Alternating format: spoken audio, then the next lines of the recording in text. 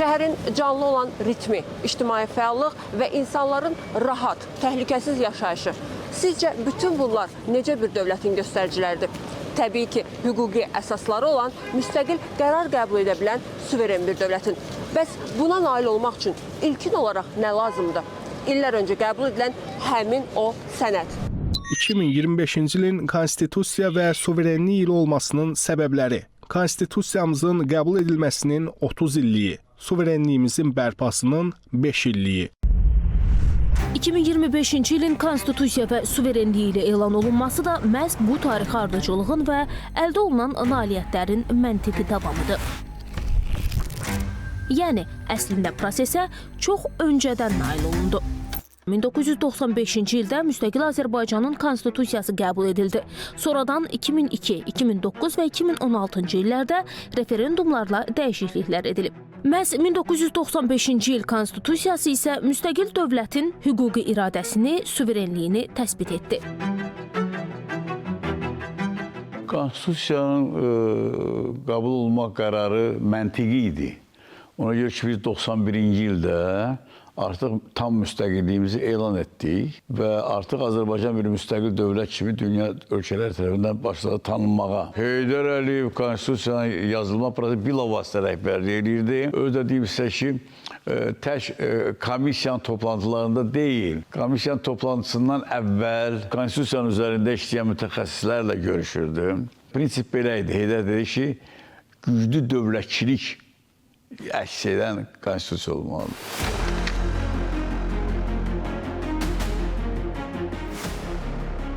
Güclü dövlətçilik ideyası zamanla gerçəkliyə çevrildi.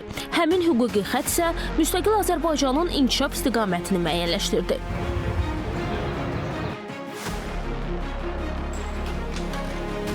Konstitusiya Məhkəməsinin verdiyi qərarlar hər kəs üçün məcburidir.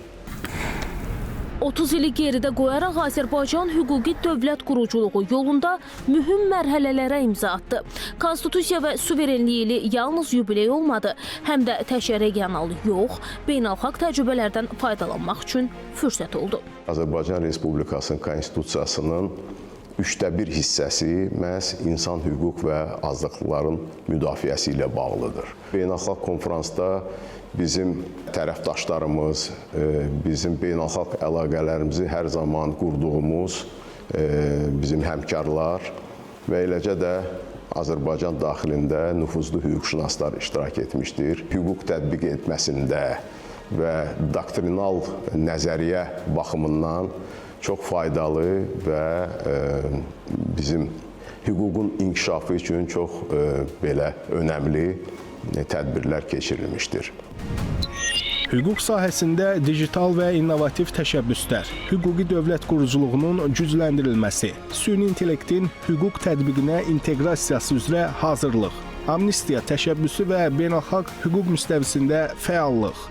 Bugün konstitusiya təkcə hüquqi sənəd deyil, həm də suveren Azərbaycanın gündəlik həyatında fəaliyyət göstərən dinamik sistemdir və bu sistemin davamlı olaraq inkişaf etməsi labüddür. 2026-cı il üçün prioritetləriniz nələrdir?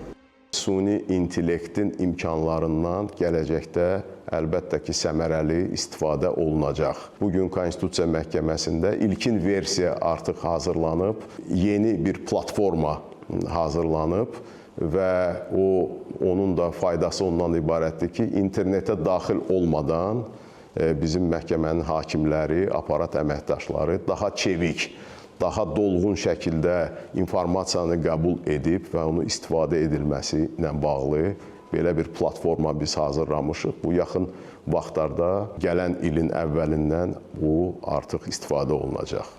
Bu ali sənəd isə dünənin təcrübəsini, bugünün reallığını və sabahın hədəflərini birləşdirən yol xəritəsidir. Məhz bu yol xəritəsi üzərində qurulan suveren Azərbaycansa inkişafını daim davam etdirir. Fidan Mahmudova, Farid Şıxalizadə, Fəzail Kəmalov, Səkinə Hacıyeva, ASTV xəbər.